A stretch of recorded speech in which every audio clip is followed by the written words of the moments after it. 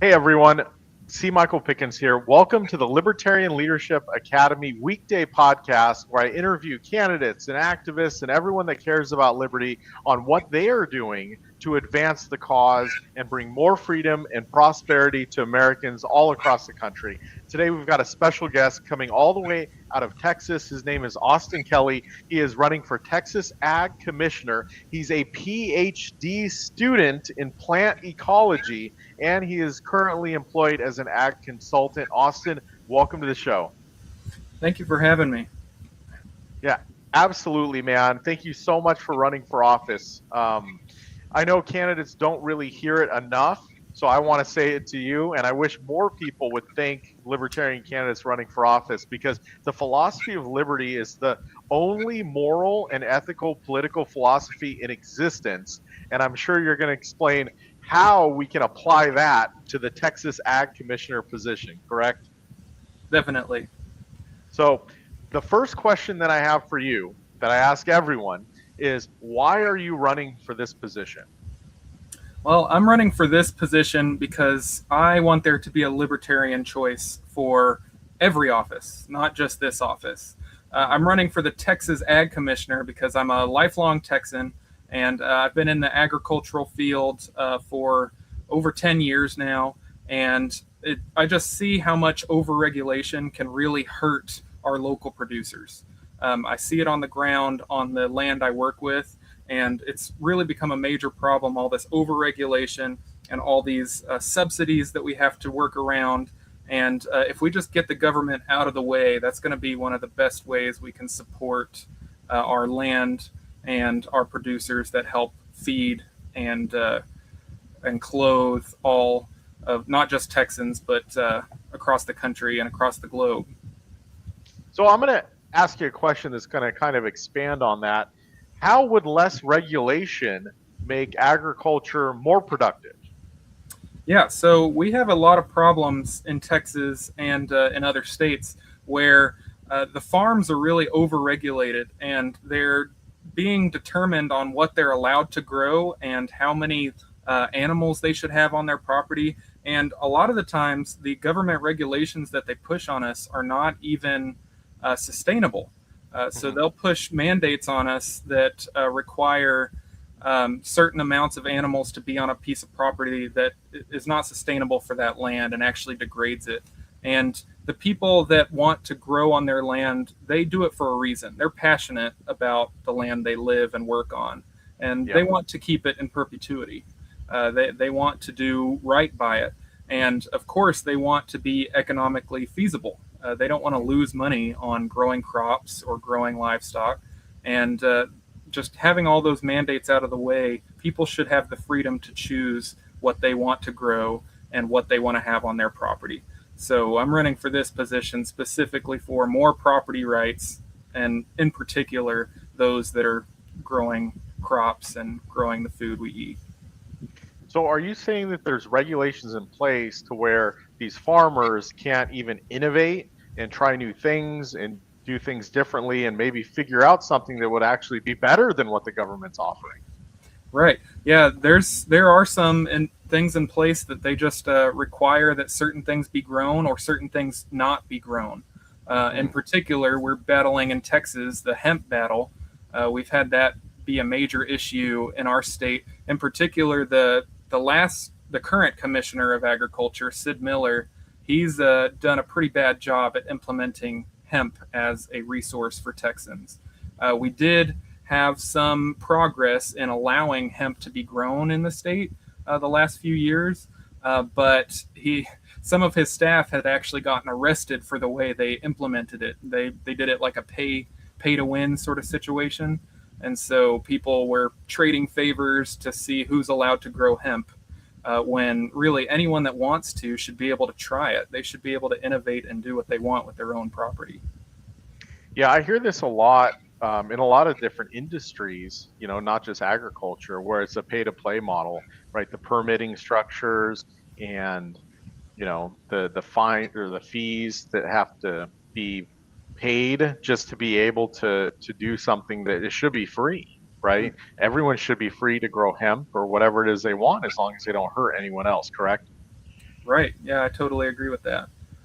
It shouldn't Awesome. be. You shouldn't have to pay to decide what you want to do on your property. Yeah. Yeah. And that goes back to permitting for building, and there's so many things, but we're not going to get into that. So what makes you better? What makes you a better candidate than your Republican opponent?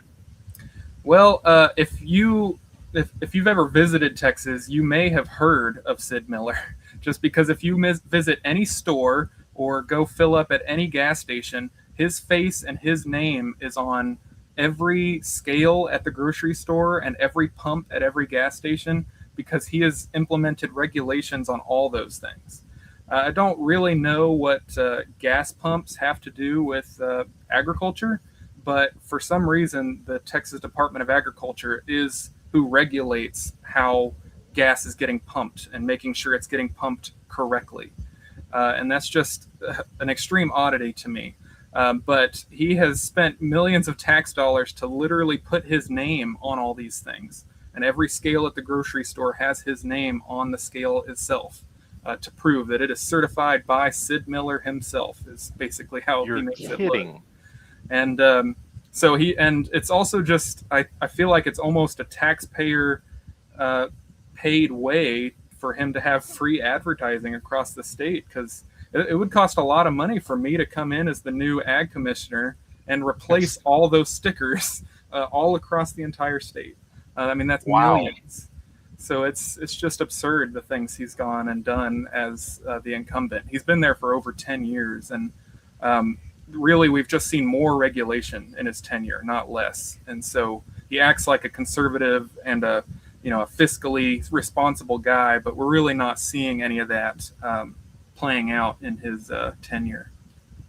Yeah, and that's the thing with Democrats and Republicans. Like, Democrats are going to tell you they're going to steal your money. They're going to steal more of it. Republicans pretend like they're going to save you money, and then once they get elected, they spend more of it, they tax more of it, they steal more of it, right? So I look at Republicans as being more disingenuous than even Democrats at times. So Yeah, no, I completely agree with that. Yeah, there's a lot of things that he's one of the most staunch supporters of Donald Trump and all of his policies. He's spending a lot of time supporting all those. And there is the rare occasion that I may agree with some of those policies. But for the most part, they're very fiscally non-conservative and very detrimental to the taxpayer. But specifically, he'll do things like supporting the cuts that came out, like for public radio and public public video, things like that Trump did maybe a year ago. And but then he went and made his own Texas version of those, and using Texas Department of Agriculture funds to make his own publicity campaign about Texas agriculture that we're spending tax money on. So it's just very hypocritical, which is true of a lot of Republicans and Democrats in office right now. sure, yeah, they're going to try to cut the other party's, promotions or funds or whatever, but then they want to use those same tax dollars to promote themselves. And it sounds like he's doing the same thing, which is very egocentric, to put your name on every single gas pump and every whatever like that. It's crazy. So Yeah, it's pretty wild. So are we going to see Austin Kelly on there, or are you just going to cut it completely? Yeah, I would hope to cut it completely. I don't even want to. I want to get rid of his stickers. I'll just tell everybody to take them off. But but as far as that goes, I'm hoping to have less regulations. He all these scales that I was talking about in the grocery stores. It's like when you go weigh your bananas, and it says it's 2 pounds or whatever. But he made these regulations regarding those scales, that every scale has to be monitored by the Texas Department of Agriculture. And that included things like tiny mom and pop shops, like for barbecue joints and things like that. Like if they said they were going to get you a pound of brisket, like he wants to make sure that they have to pay him to have a certified scale to make sure that you're getting served the right amount of brisket. And that's just absurd. That we have to go through all these hoops just to, if you don't trust a food server to give you the right amount of food with their own scale, then you don't have to eat there. We don't need the government making money off of every single aspect of everything we do. So you're telling me that they are regulating all the way down to a mom and pop restaurant on how, like, if this is a quarter-pound burger, we got to weigh it on this, a certified scale from the Texas Ag Commissioner. It's really down to that level. It's down, yeah. If you have anything that says that it's a set amount of meat, or a weighable thing, it has to be prominently displayed for the consumer to look at, and you have to pay to have it certified by the Department of Agriculture. And that just doesn't sound very fiscally conservative to me. No, not at all. So I'm on your website right now, Kelly, for tx.com, and you talk about water, real water solutions. Can you talk a little bit about what's going on with water in Texas? Yeah, so water is one of our biggest issues in Texas. We are almost every other year dealing with a drought, and it's been a major issue just having enough water availability. And one of the biggest wasters of our water is actually government affiliated things. So we've got lots of military bases that use a lot of water in these areas. And then some of the rules are also pay to play. But it's not like a free market type of system. It's more like you pay the government if you want more water, and they get to decide who wins and loses, rather than just leaving it up to the market, which I think is the best solution there. But then also through my PhD research, I actually studied water resources and how plants affect water, and how it can infiltrate and go into aquifers, things like that.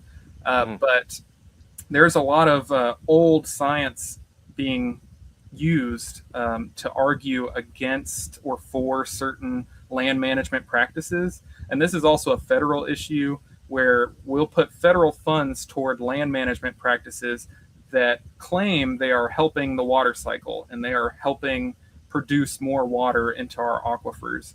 And there's just science out there, just modern science, that's just proving a lot of these things untrue. And yet we have a lot of federal money going into supporting, like taking out certain trees or putting in certain trees in different areas. And that should affect how the water works, but they're using really outdated science. And so my push would be just to utilize the current science and not make up or use outdated science to back up where is this federal money going toward. I wouldn't want any federal money going toward land management for private properties anyway. But in particular, I definitely don't want money going to bad science. So let me ask you this. Are you familiar with desalination? Yes. So Texas has a huge ocean. There's the Gulf of America right there, Gulf of Mexico, whatever you want to call it.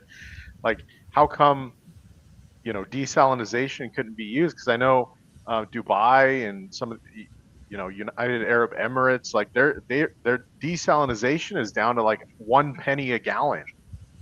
Yeah. Costing, Yeah, I assume in places like that, it's probably government subsidized. I don't know that for sure.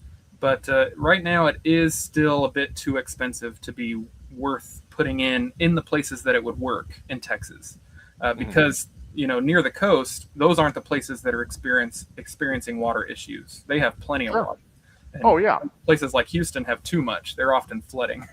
But so we're looking at like West Texas, where it's pretty far from the coast, and it gets very expensive to get that water out there. But there are a lot of issues coming up in the last couple years in Texas, that there are places with abundances of water in the eastern part of the state that are building pipelines to go west to fuel our giant cities like San Antonio and Austin, which don't have a whole lot of water left. And so they are willing to pay these eastern counties and say, well, we need your water. We'll pay you to get it shipped over here, basically. And of course, the government felt like they needed to get involved.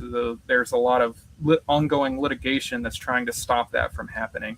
And I think if you did open that up, it would make it better for, people would be able to get affordable water, because we're moving it where it needs to go rather than keeping it in places just because the government thinks, well, What if we lose all our water here? Well, that's for the market to decide, in my opinion. Yeah. So I'm just spitballing things here. Well, what if you could create, a pipeline and obviously not use eminent domain, but get permission of the landowners to get a desalination plant on the coast and pump water? I know it's cost prohibitive now, but if enough municipalities, enough cities, counties were like, yeah, that makes sense. Let's get this water in here. I mean, that could be an option, right? Yeah, no, I completely agree. I think that's definitely something we'll need to look into for future water issues because, the more people we get in, we're getting an influx into Texas constantly. Oh, big time. Immigration, not even from other countries, but just from other states. So, from Washington too, from our state. We've got a huge immigration problem going on, especially all along the West Coast, Oregon and California.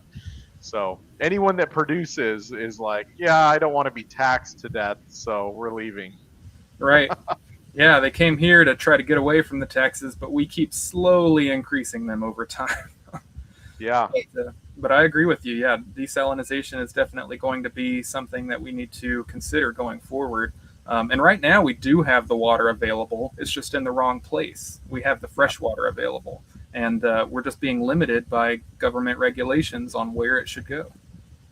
Yeah, and that's the thing, man. If we had more of the free market, if we had less regulations, there's going to be more innovation, and we can come up with these ideas and put the ideas out there. Now, if the ideas stick or not, it's going to be based on the merit of the idea itself. But let us move forward with it, right?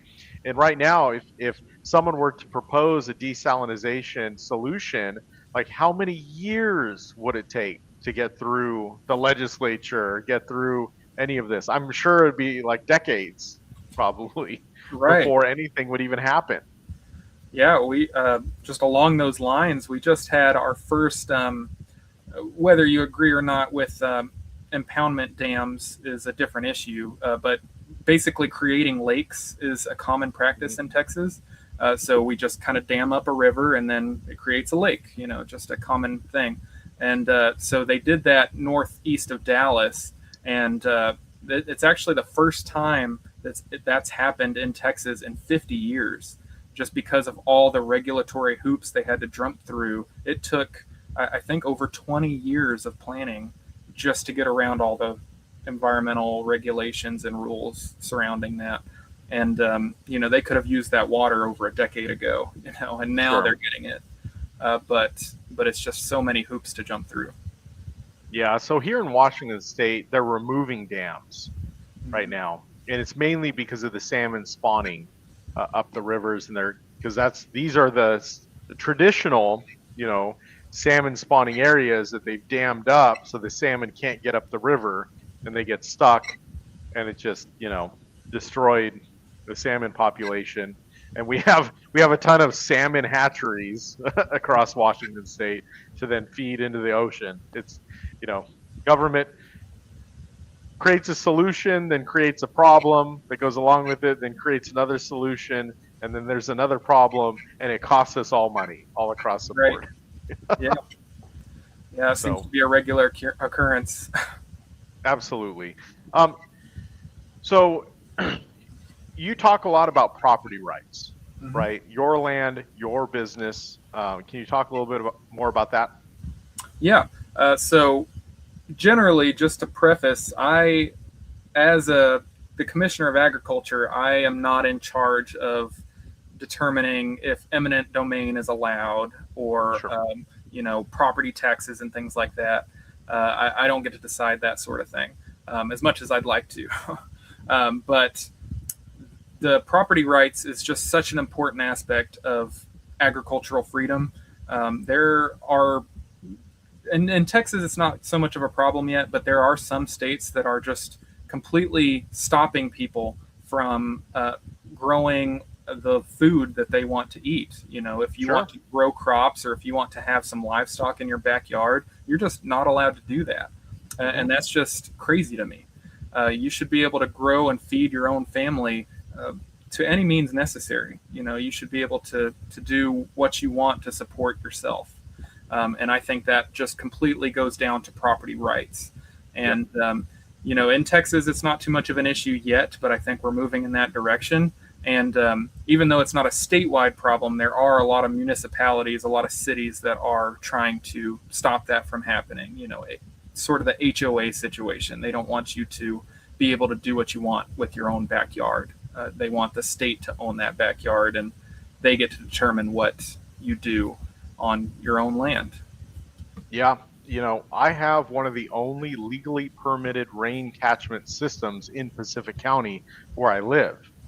And they had to because we didn't have water on our property. And when we went to drill, like there's slate. So there's no way to get down. There's no water down there, right? It's rock. Right. So they had to allow us to do that, which is crazy that we even need permission to collect rainwater. Right. Yeah. I mean, it's especially in places like Texas, like aquifers are getting depleted at such an extravagant rate that underground water is just getting diminished. And if we were to not allow people to catch the water that is landing on their property, that would just be disastrous for so many people. That's a huge portion of rural landowners need that option in Texas for sure. Yeah, absolutely. I've got a 6,500 gallon tank and then 4 2,500 gallon tanks. Like, just keep filling it up. Just keep filling it up. Is rain catchment legal in Texas? It is legal, but there have been occasional pushes to fight it, and some counties have tried to make it illegal, and maybe they've succeeded. I'm not sure about every county, but yeah, it's so much more sustainable than other ways of getting water. So I really don't understand these flawed ideas and I guess the thought is that it could run off, that water should be a public resource, but that just doesn't make any sense because that, from a eco hydrology standpoint, that water is more likely to cause a problem than it is to be a good for anyone. So it's much better to catch it while we have the ability to. Yeah, well, that is crazy thinking. But, the government always tries to insert themselves in areas where they don't belong. And it seems like most politicians, they get into office and they want to create some type of legacy. And their legacy is creating new laws, creating new regulations, creating new bills. Like, I put this number of bills forward, this is what I'm doing. But I believe that there's going to be a new wave of statesmen that are going to get elected that are going to reduce the regulations, reduce the laws in place, reduce the taxes in place. And I feel that you are one of those people, that a statesman respects the rights of the individuals, whereas a politician takes them. Right. Yeah, I kind of agree with that philosophy of the greatest liberty is the individual. If you start to pick certain groups that deserve certain liberties, then you're always going to be choosing sides. But if you stick to the individual rights, you can't get any more libertarian than that. You just got to focus on the individual. How would you define the word libertarian? Yeah, I think libertarian is really the mindset of just having just personal freedom. So kind of like I said, individual rights is going to be one of the biggest things that should be focused on for a libertarian. And that goes as far as fiscal responsibility and social tolerance. Is that's from a governmental standpoint what I think libertarian should be. But it's just a focus on just the individual rights. That's what libertarians should focus on. And that's definitely the opposite of what Democrats and Republicans do. Oh, absolutely. Yeah, Tony Williams for Justice of the Peace 2026 says reduction and moderation is needed. Absolutely, Tony. Mm-hmm. Yeah, lots of reduction is needed. Sure. It just seems like the government just keeps growing. Taxes just keep going up. No matter what happens, their salaries, their budgets, their retirement, everything just keeps expanding at the expense of the producers. Mhm. Right. Yeah. But from the Texas Commissioner of Agriculture standpoint, it's we're directly the funds we receive are directly from the producers by creating fees from the landowners, and so we're perpetuated. Well, not we. I don't associate with that.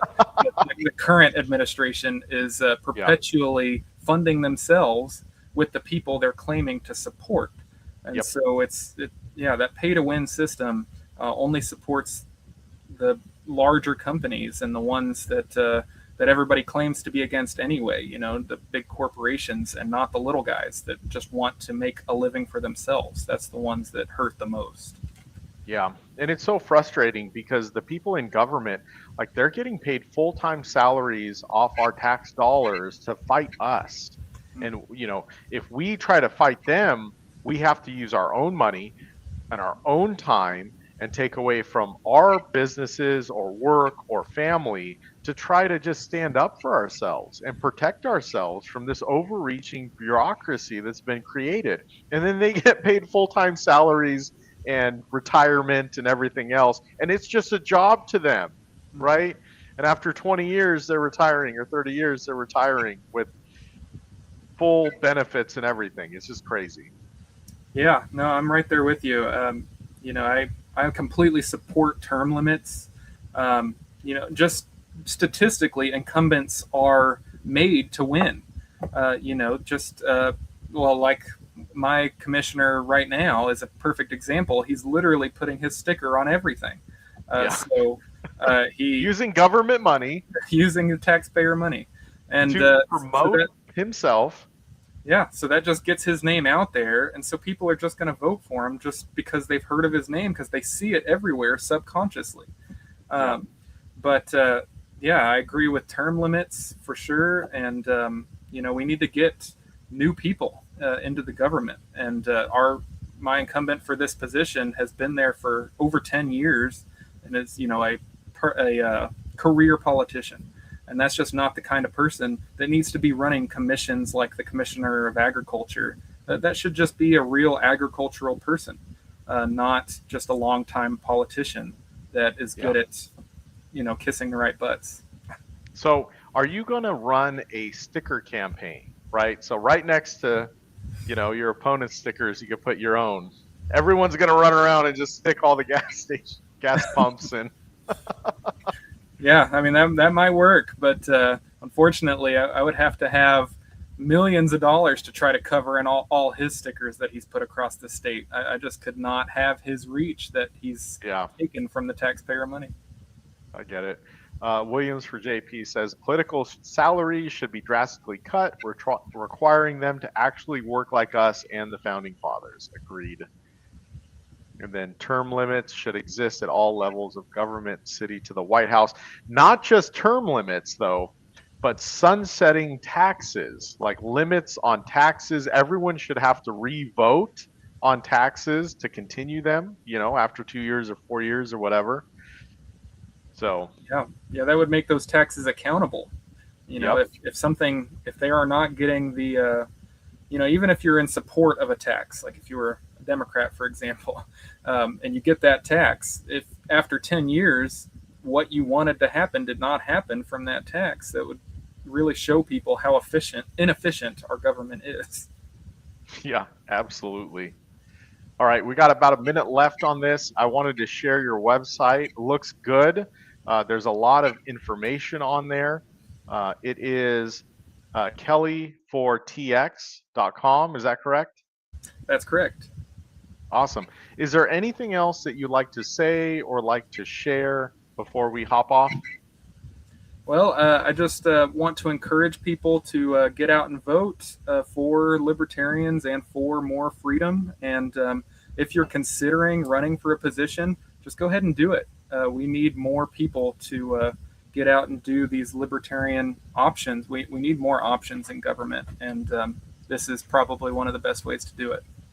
Absolutely.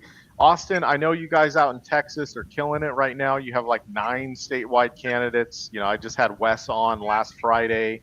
he's rocking and rolling. You guys have always been a powerhouse for libertarian politics. So I greatly appreciate you running for office and then coming on the show and sharing your information. It was a really good episode, very valuable. So thank you. Yeah, thank you so much for having me. Absolutely.